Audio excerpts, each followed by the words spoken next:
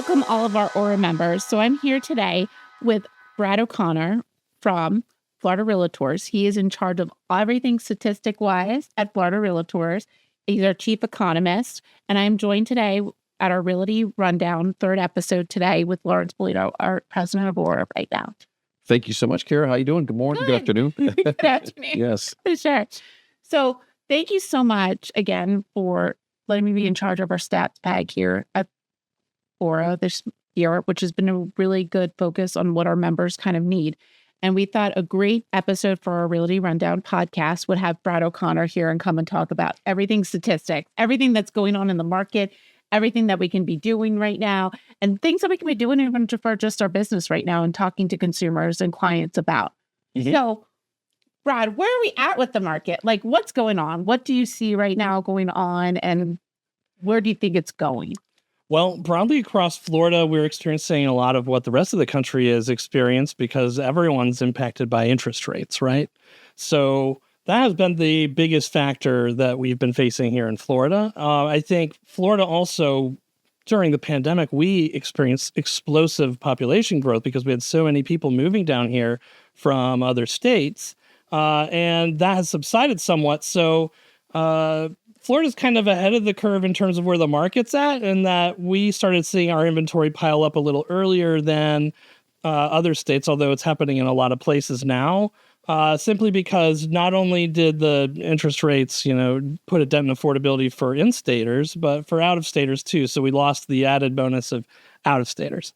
But like I said, you're starting to see it in Texas and Tennessee and then elsewhere, even further north, where the market's slowing down a little bit. And we've just been in it for maybe a year longer than some of these other places. But I mean, we're not in terrible shape by any means, right? Sales are a little down from last year, but prices are pretty steady still. We've kind of been in this holding pattern ever since rates went up. So the market isn't significantly worsening, but it's not significantly progressing either. Do you think with us being located in Central Florida, we have a lot of brand new communities, being new construction building up tremendously? How do you feel that's affecting our market right now? Right. So where we've seen the largest concentration on a statewide perspective, the places where we have seen the most price erosion over the last 12 months would be places even further west than the Orlando metro. So we're talking about going over to the Villages and Lakeland, maybe north of Tampa and some of those areas, and the Southwest coast. And those are the places that have built the most by far. And so we've got competition from the builders, right? They can buy down rates for their buyers. In an existing home, you can't necessarily do that. So that's where we've seen some price erosion. And, a little bit, I think, locally here, I think within areas that are comparable to where we've been building here in Central Florida, the I-4 corridor, that area, maybe a little bit more weakness in terms of prices. But overall, I'm not really seeing a whole lot of movement there for prices here in Central Florida. Okay. What is one thing that you think everybody's always saying that, the interest rates are going to drop right now and it's going to just explode the market. And then all of a sudden we're going to be in the craziness of 2021, 2022 with the COVID market. Do you really think that's going to happen? If there is anyone out there who's actually really good at predicting what interest rates are going to be, they're not telling us. They're out, they're in the Virgin Islands somewhere, right in St. John's, and living off some wealth because most of the people who publicly pronounce where interest rates are going to be are usually wrong. I have an idea of where they're going, but I prefer to say, over the next 12 months, we're going to be in this range, probably unlikely that we go out of that range. And so, for right now, I'd say, we've been dropping the last couple of months, right? Yeah. It's very difficult to predict where mortgage rates are going to go, even based off the Fed, which is what we tend to watch, because sometimes the market, these rates for mortgages, they're long-term securities in the market, and they're bought and sold by investors, and the investors are going to treat them as they would a 10-year bond. So they don't respond to the short-term rates necessarily that the Fed is setting from. For the overnight lending rate. So we have a situation where we know rate cuts are coming. We just got one last week, and we're pretty sure we're going to get some more by the end of the year from the Fed. but the market can anticipate that ahead of time. And those long-term rates, like mortgage rates, can go down even ahead of time if they think we're going to go in that direction. So sometimes we look forward to these huge, Fed cuts, and then nothing happens, and we wonder why. So, I mean, if you want my take right now, I think we still could see a couple more cuts, but I think the market does too. And there's some more technical reasons I don't really want to, get into unless you want me to about mortgage spreads. But yeah, what I'm seeing is probably we're around 6.25 right now for the 30-year fixed, and I think we have a chance to get down to the 6% level, and I think that would actually unlock a lot of potential demand. I think it would too, for sure. I mean, I think so. We're seeing so many things, and everybody is like in the sellers and are waiting for these interest rates to be cut because they're hoping that more buyers that have been just kind of hanging around waiting for these interest rates to be cut. Do you think that this kind of relates to the interest rate? Is like a lot of people keep on saying that hopefully we're going to get back to the 2021, 2022 market. From your past experience, what kind of market age do you think we're in? Like I've heard people tell me, oh, we're in 08 and 09, or we're in 2016 kind of type of feel of market. What kind of market do you think we're seeing from the past right now? Right. And this is not a normal housing cycle, just simply because of what we've gone through. Usually the best comparison to make is early 80s. Okay. In the early 80s, we had rates as high as 18%. But back then, home prices didn't, go up 50% in 2 to 3 years either.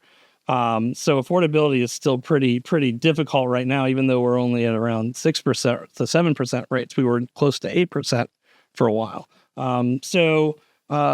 That's the most similar comparison I can draw to, because that's the last time the Fed really had to fight inflation too. So, because we're high with inflation right now. Like that's one thing that I kind of seen is with our housing market, a lot of people are starting to question, oh my gosh, am I going to be able to afford a mortgage when paying like $25 for toilet paper at the market? Like it's just our food is so expensive right now. And people are starting to say, oh, are we going to be able to afford a house right now too? And that's the scary part. And we are talking about, like when we were talking about interest rates, my mom remembers paying 16% for her first house that they bought. It was part of our economy then. And I think sometimes our economy is like so focused on, oh, we had a 2% interest rate or we had a 4% interest rate. And I think the best we're going to get right now is going to probably be that 6, like you were talking about too, for sure. Yeah. I'm an economist, so I like to think pessimistically and then be pleasantly surprised. So I think 6 is a good possibility. And if we get below that, bonus, right? Bonus. Yeah. So. Bonus. We heard it here, Brad. It's going to be bonusing everybody. I got a question. So a lot of the members always approach me and ask me, where does the chief economist of Florida Realtors, where does he get his stats? How does he come up with the formulas? And how is he able to predict these future market values? Well, our data comes from you guys. So we pull in from every MLS in the state, Stellar, and every other MLS from Key West all the way up to Pensacola. So that is part of a project we started back in 2011. The Realtor brand was being dragged through the mud. If you were in the business back then, you know that. People weren't exactly sure why home prices crashed all over the country, but they were pretty sure that it was Realtor's fault for some reason. And so in order to kind of, help restore the image that I think we were, falsely accused of doing this, what we did was create a data team here at Florida Realtors. And we're headquartered in Orlando, by the way, so this is kind of a home game for me. They hired me and a couple other economists, and our job was to take this MLS data and put it into a giant data pool. Now, in stellar country, where everyone's on the same MLS, this isn't an issue, but there are parts of the state where there's, MLSs that border each other, and you end up with a lot of duplicate listings in more than one MLS. So we correct for that, and that way we're able to produce statewide statistics and be the voice for real estate in Florida, which is what Florida Realtors is. So at the same time, though, your local associations and MLSs are giving us this data. We're going to reciprocate, and we provide local reports for all the local associations to use if they want to. I have to say, ORRA has done its own statistics forever, and they do a phenomenal job, right? So So we're just Thank you. thankful that you shared data with Thank us. you so much. Thank you for that. No, you do. They might not exactly line up with ours, but that's not because they're wrong or we're wrong. It's because we probably calculate on different dates and define property types slightly differently, and so on. And we're using data from all the agents in Florida, not just ORRA agents. So, but you can get a sense of the trend from either an ORRA report or a Florida Realtors report. So that's what we've been doing for years, and we offer our reports to local associations, but we also offer our data directly to members of Florida Realtors. So if you're an ORRA member, if you don't remember, you are a Florida Realtors member too. So name some of the stuff that Florida Realtors has to offer for its members. Ooh, good question. Absolutely. In terms, because I'm going to say this too.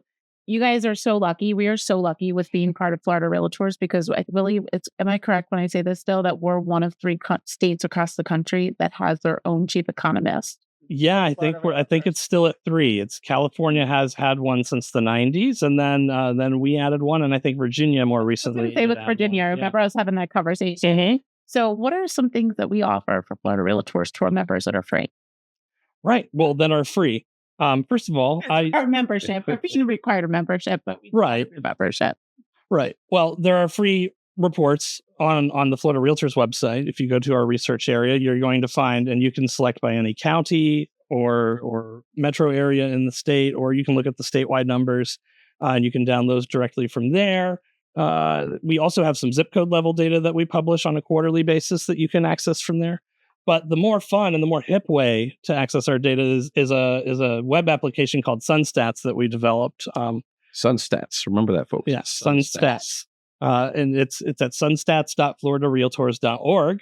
You will, if you don't have a Florida Realtors account, you're in our membership database already. So you can just follow the login instructions, get your login, and you're set up, and you can create your own customized charts, infographics, and it gives you a dashboard you can set to a particular area. And that data is down to the zip code and city level. So you can really drill down and look at any of the 14 metrics we calculate over time. And our data go back to 2008.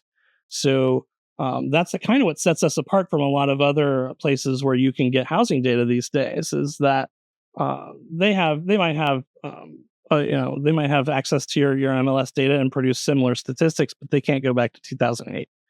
I honestly wish we could go back further, but because the 2006 market would be really interesting to have data for from an analyst perspective. Yeah, like from when it was booming and starting to work up. Yeah. But as right now, for instance, you can go back and look at, if someone on social media is trying to scare people and say, look how high our inventory is relative to recent years. Well, it's higher than it was in 2017. It's not a record. On Florida Realtors data, you can go back to look at 2008.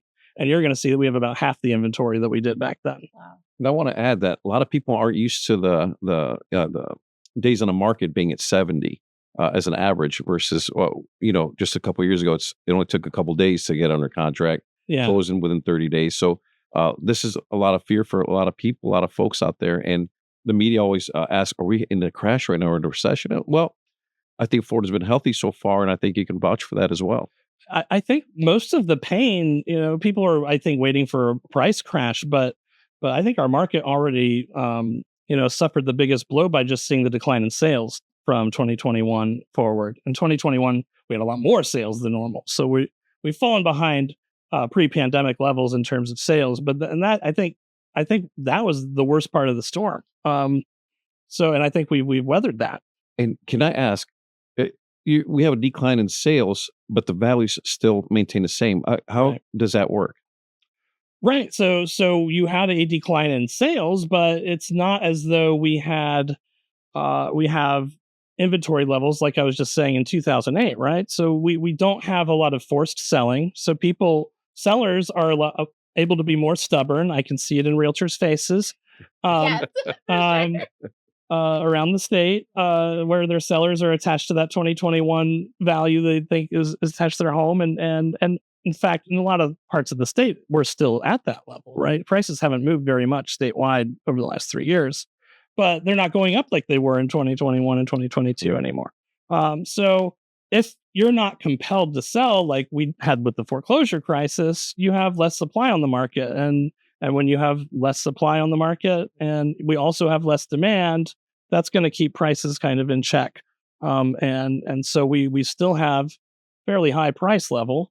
Now there are going to be people with life events who have to sell their home, and that's always the churn that moves the housing market, no matter what's going on in the economy. And that's why we can see a little bit of price erosion in some areas, because some people who really need to sell and are motivated to sell are going to sell for less than they think maybe in their own mind their house is worth.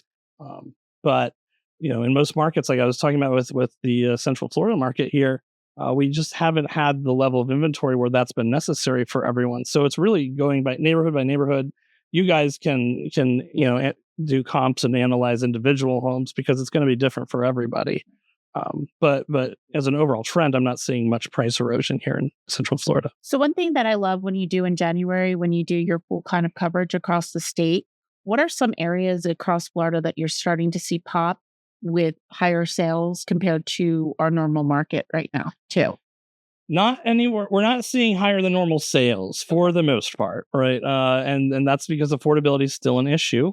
Now, like I was just saying, it's hard to believe it, but prices have been kind of flat for the last 3 years, and it doesn't feel like it's been 3 years. But we really only had 2 years of really strong price growth, 2.5 years, and then we've had an equal amount of time, maybe a little longer, of fairly flat prices.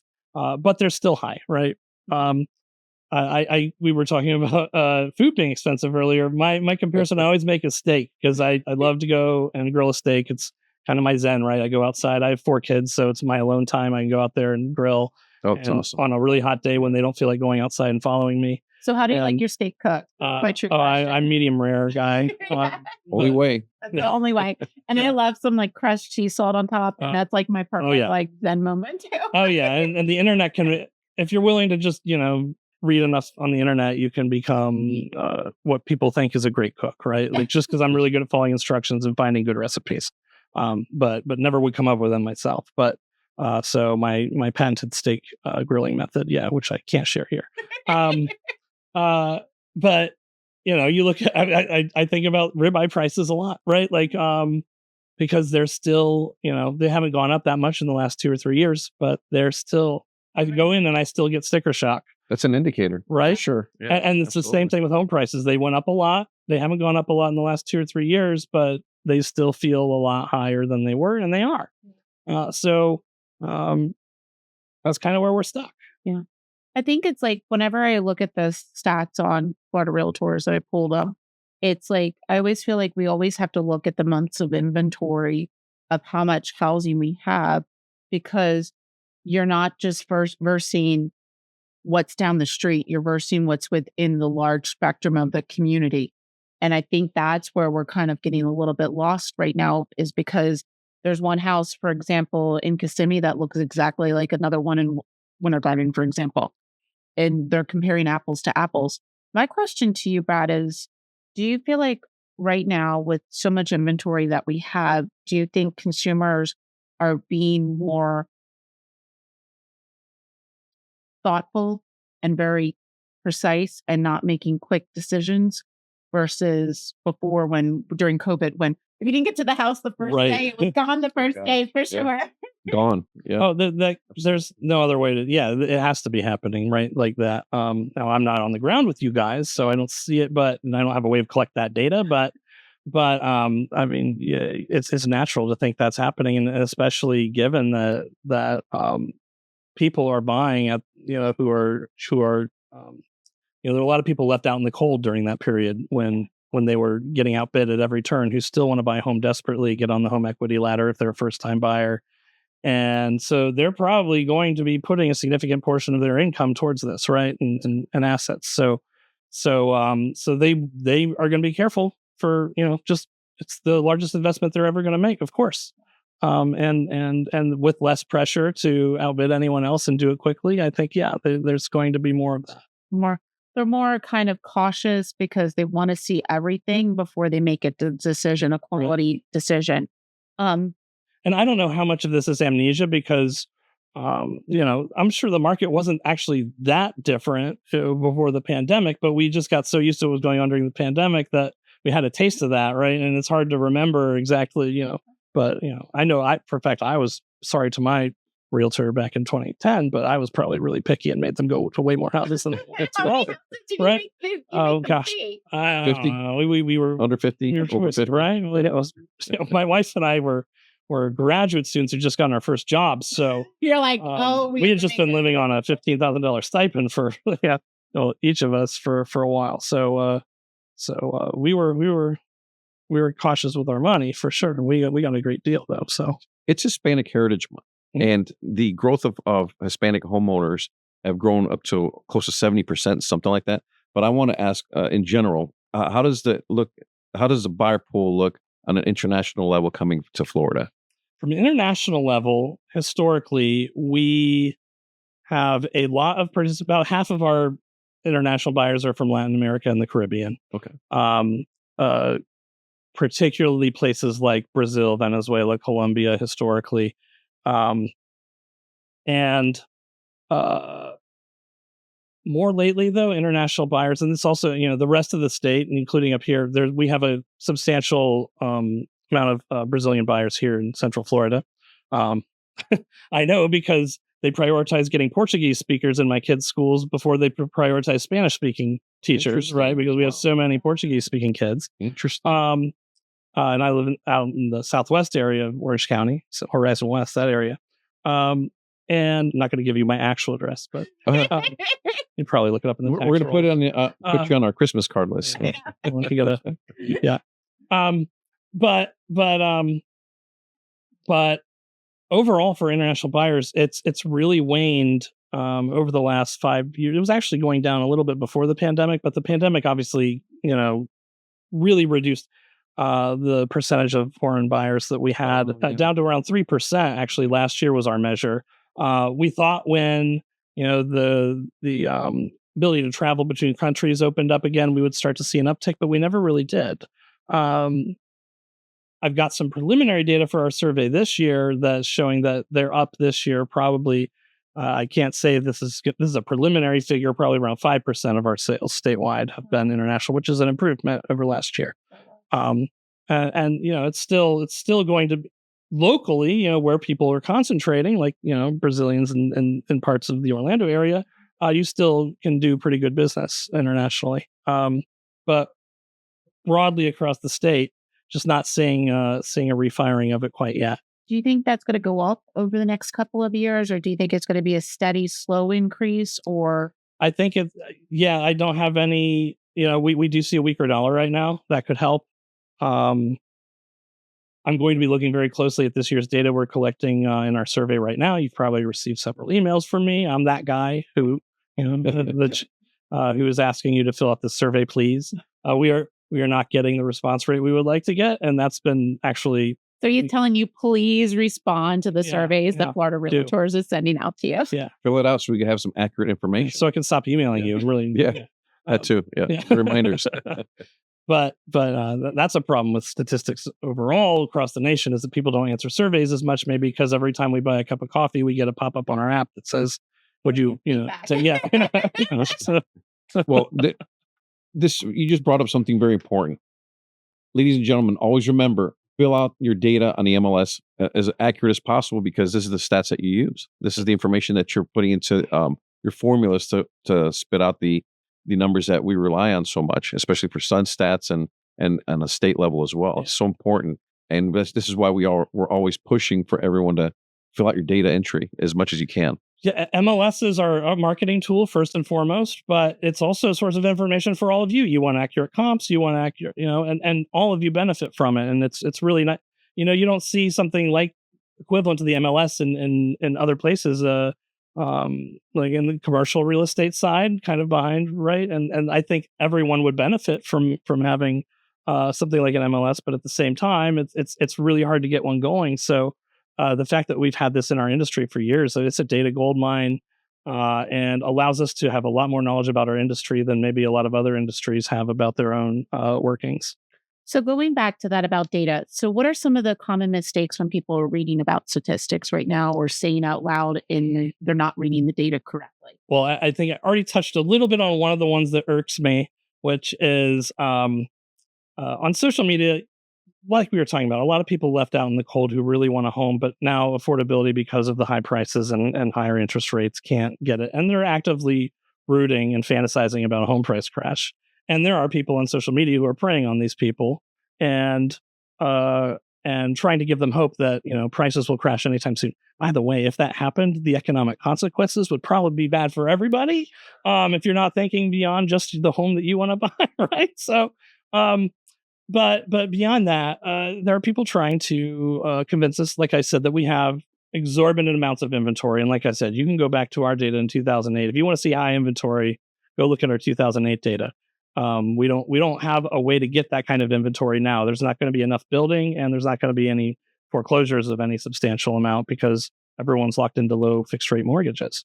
Um, so they'll show you those charts that go back a couple of years. The other one is when they put a map on the screen and they fill it up with drop pins, right? And it makes it look like everything is for sale. Yeah. But if you actually shrunk down the size of the pins, or you showed pins for every home that's not for sale, it would just be a big red blob, right? Yeah. So those two things I think people are trying to scare people. I got to echo that because I did a quarterly report a few months back, and one of our members challenged me on what I reported on, and I said, "Well, where are you getting your data from?" So he sends me a link to some guy that is an expert in statistics out of Washington. I mean, I'm talking about Washington, the other side of the states, and then comparing it with another realtor from like the east coast of Florida, and combining those two to get his numbers. I'm telling him it's not the way to do this. You have to go on a local basis and look at our local numbers and not listen to the noise outside because we're obviously not in a crash right now. And right now is a great opportunity to still go out there and purchase a home. Yeah, Yep. and like we'll give you the countywide data or the statewide data, but if you have access to more local data than that, do it, because there are parts of this metro, for instance, where sales are up year over year, and there are parts where they're down. I think it's Right. always like, I always feel like we have so much good data right here, just located in Central Florida, because we have Stellar MLS, which is Absolutely. fantastic for information. We've got Florida Realtors with sunsets and all the statistics that come out. And it's like right at our palms. And it's so easy to do because, like, I love one thing that you guys have for Florida Realtors is they have the whole Metro Orlando Kissimmee area, which gives a whole broad perspective across 4 counties. And it's so important because that whole broad perspective, it gives you a broader. And then when I go in for like listing presentations or talking to buyers, I go back in and really focus on the zip codes that they're going to, because it's so important. Because I feel like right now in our whole entire country, we're like, I was talking to a consumer yesterday and she was like, well, there's still multiple offers in Ohio. And we're like, we're not here and back in Florida having multiple offers still, but it's just a broader perspective that it's still happening across the country where lack of inventory in certain states, they're getting multiple offers and it's still driving up the price.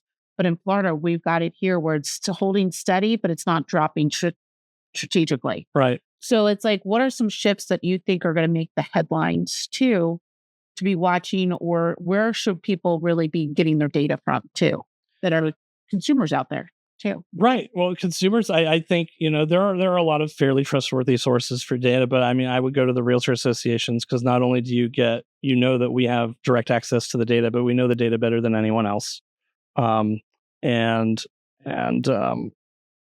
And we can speak to it, so we can add the context, right? Especially not me so much as you and the other realtors who can tell me what's right? I can give you the numbers, but Yes.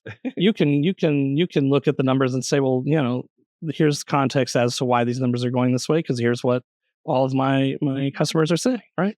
So what are some things that as realtors we should be watching for the next 6 months to 12 months, which are going to really kind of determine where our economy is going, where the housing market's going to go, and where our prices are going to go? I like I've said, I'm so focused on interest rates right now, because that is easily the biggest factor that's kind of slowing down our sales numbers. And what I'm thinking is mostly about where the Fed's going to go. If anything in the data is going to change, that's going to change the Fed, because if anything changes where we think the Fed will go, then mortgage rates might respond to that quickly, even before the Fed acts on it. So the two things that if you're interested in kind of figuring out what you think the Fed will do, I follow the job market numbers nationally. It doesn't matter Florida's are important for local economic purposes, but the Fed is looking at the national labor numbers. And so every month, the first Friday of every month, those come out. So they're looking at how many people are applying for unemployment benefits, and they're also looking at how many jobs we've created over the past month. And if those start to look worse, then the Fed is going to probably be more inclined to lower interest rates because they want to keep the economy moving. The other thing to look at is the inflation numbers. The consumer price index is the first one that comes out every month from the government. And that's the one that makes the headlines and moves the markets the most because it's the first piece of data coming out on that month. And that one, if we continue to see mildly hot inflation, that's an indication that the Fed's not going to want to lower rates so much, because we don't want to end up like we did in the 80s when they had to they eased off early and inflation we thought was dead, and it skyrocketed back, and that's why we ended up with 18% mortgage rates. 18%. I can't imagine. So the Fed, those are the Fed's two main jobs, are to keep inflation low and keep the economy moving such that we don't have high unemployment. So it will react with interest rates in either direction. So we'd like to see less inflation, and we don't want to root for less jobs. Let's say we don't want to root for anyone to get fired, but let's say we create jobs at a slower pace. You want that steady, slow impact. Right. If we have that, then they'll probably take rates down a notch more. And how do you see insurance kind of playing a role in all of this? Because this is always the topic of conversation here in Florida is insurance. Yeah. Well, Florida had some of the. I don't need to tell anyone here, but it had some of the fastest growing homeowner insurance rates of any state through much of the pandemic, and last year it actually slowed down a bit. So we actually did not see very much growth in insurance. But it's back to the steak example. I still get sticker shock when I looked at insurance rate now because it might not have gone up much over the last year, but it went up several years before that. So we've done a lot at the legislative level, addressing some loopholes that allowed a fair amount of lawsuits to be levied against insurers in our state, which they would say push them out of the state. And ever since we've addressed some of those issues, we've actually seen insurers coming back into the state. The theory is, the more insurers you have, the more they compete with each other with rates and keep our rates from rising. Crazy, for sure. Right. So that may already be happening over the last year. Yeah. We had such a flux of people here before that I remember we had Lawrence Yoon come in and talk to us before about how Disney and international consumers being drawn to Disney. How do you think that's going to impact our local Central Florida area? Or do you think it's going to kind of go back down with international people being attracted to Disney to come here and live here too? Hard to say. And by full disclosure, I'm a former Disney. I contracted with Disney before, so I was employed there before I came to Florida Realtors. Right. So, I know, right? so I mean, obviously, that's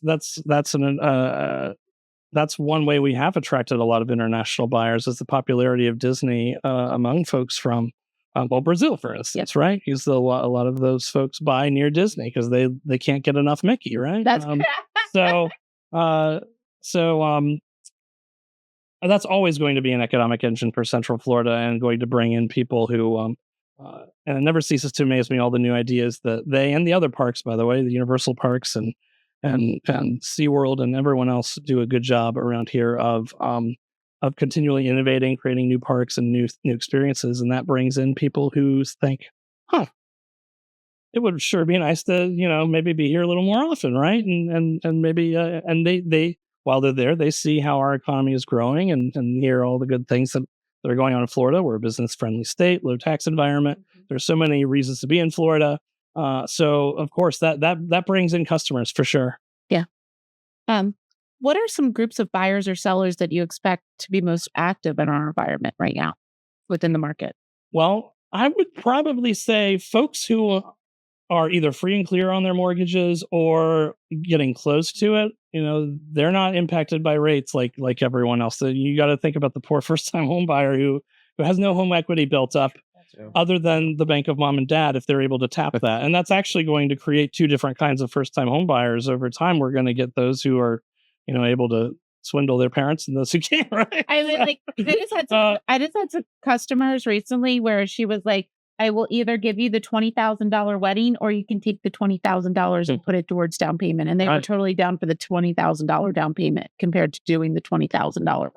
Right, and with less boomers downsizing or aging in place as you were, like they've got a lot of home equity and wealth, and they happen to be working during a completely a wonderfully economically prosperous time. So some of them are able to pass their wealth down to their kids, and that's giving them an advantage in the market.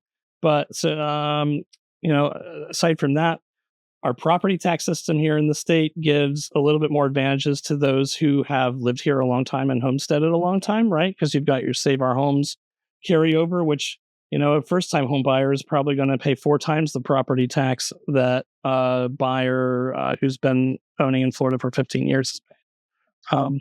So there's lots of things stacked against those first-time home buyers. So it's everyone else, especially the closer you are to being free and clear, who are able to be a little more nimble right now. Literally, I've been seeing a lot too, where some homes that we've been seeing are offering in like the public remarks and seller MLS saying that their mortgage is transferable too. How do you feel like that could change some consumer viewpoint too, if that could be offered? Well, I think everyone's different, so you'd have to see the devil's in the details. I don't know how much that's going to catch on, but it makes sense given the current market environment that the market would wanting to be doing something like that, right? So, so obviously, you'd have to review that with someone you trust to advise your finances. But That's good. What are your favorite tools that you would recommend to our listeners from Florida Realtors? Well, I'm partial to the ones my team builds. So, yes. So like I already said, Sun Stats in our reports. But Florida Realtors offers a great variety of tools. The legal hotline is extremely popular. Our tech helpline is extremely popular. So any legal question you have, if you want to run it by someone, you can call our legal hotline. If any technical question you have, it doesn't even necessarily have to be work related. If you're a Florida Realtors member and you used your CD-ROM drive and you still have a CD-ROM drive, which is a problem maybe. But suppose you used the CD-ROM drive as a coffee cup holder by accident because you didn't know what it was. Or you have the dial-up internet. Or your phone's not working. Our tech helpline is really good at helping people resolve those issues. And of course, in a pinch too, like if you're working with the customer and you need technical help right away, they're always there to help. So those are two of my favorites that we offer. And I love one thing about SunStats and all of the research that Brad team does. They break it down from single family residence to mobile home or manufactured home. And then they do townhomes and condos, which is fantastic. So it really gets you to focus on what your specific niche is too. Yeah. Oh, absolutely. Right. And we're trying to separate condos from townhouses, but there are some MLSs around the state where there's not a clean differentiation between the two. And I think you'll find that too if you look at RPR or some other sources of statistics where they can't really separate those out because it's a little foggy, which is a shame. But I can see for marketing purposes, people might call a beach cottage a condo, even if it's a fee simple home. That's true. Yeah. Won't someone please think of the economists when you're coming up with their property types? That's correct. For your MLS with your legal descriptions, right? Especially with the reserve requirements. So we would like to be able to separate condos out a little better, but we'll need a category for tiny homes. That'll be the next one. Yeah, right. Oh, yeah. There's some fun ones because that was part of our job. We took all the MLS data from all over the state back in 2011. And you'll have some pretty customized property types around the state. So there were pretty fun ones. I know I remember when I served, everybody wanted luxury stats too. Is like one thing that always people were aiming for was luxury stats. And that's always a hard definition because luxury could be 700 $100,000 home here, and then in Miami, it's like Right. $10 million. For Right. sure. There's a whole different focus on that too. Right. Well, we do have some news on that front that I can't break yet, but we're working on something. Come on, give us the details. I can't. Brad. No. Not going to scoop my own team. Well, this is good. It'll make our listeners continue listening. Exactly. You heard it here. There's something coming. Something coming soon. And it does have to do with listing a house. I probably already made you way more excited than you need to be for it, but we're Whatever. At least it's something good to offer. yeah. You're going to get more detail in those upper price tiers. So Oh, wow. Yeah. You heard it here first. You know where he works at. yeah. Well, thank you so much, Brad, for your time today. We greatly appreciate it here. Absolutely. Very excited that we had you here today. And one last question I did have. The dates that you put out the information for stats, what is it generally on a monthly basis, quarterly? We produce monthly. We put it out the same day that NAR puts it out. So for instance, ORRA will release their statistics before we do every month because NAR kind of does it a little bit late. We wait until the 15th of the month to even calculate the prior month statistics because we want to make sure everyone's closed their sales and, and all the inputs are in there and everything's stable. And then we run the numbers. We are exploring maybe trying to move that up a few days down the road here because obviously everyone gets impatient. We just released August statistics on this morning, and today's the 22nd of September. So, some people would obviously like to get that data earlier. So we're exploring and doing some testing to see how far can we move up our date and not lose much fidelity in terms of the quality of the statistics. Well, thank you so much, Brad, for joining us today. And thank you, Lawrence, for joining us today. Oh, thank you for having me. So just a couple of things to reinforce to you guys, to our members. We have amazing tools at Florida Realtors that we can use for Sun Stats. We've got statistics that we do. And then also you guys have to catch the take buy videos that Brad does too. Yeah. Every month when we release our housing market statistics, I will also shoot a fairly brief video. Unless something really weird is happening in the market, then it'll be a little longer than normal. But that can be found on our website. You honestly just go to floridarealtors.org and scroll down, and eventually you will see my large face somewhere on the page. You just click on that. That's how I find it. So. And what is one thing that I'm gonna gear up and prepare for January, which is our midwinter meetings at Florida Realtors.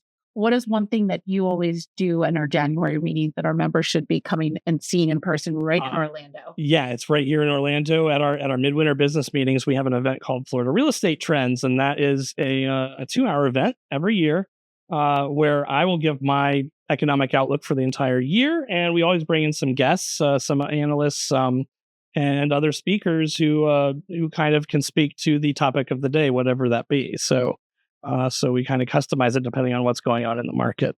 So you don't just have to hear me talk. You can hear someone else, and we usually get some pretty good speakers. That room was packed last year to the gill with people. I think there was only standing room only. So get there early and please come. Yeah, absolutely.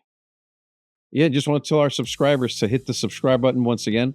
Follow us at the Realty Rundown. We have here our chief economist, Brad O'Connor from Florida Realtors, giving us insights on how to operate the website and how to read the numbers. So don't forget, you heard it here first. Thank you. Thank you so much for joining us today, Brad. Absolutely.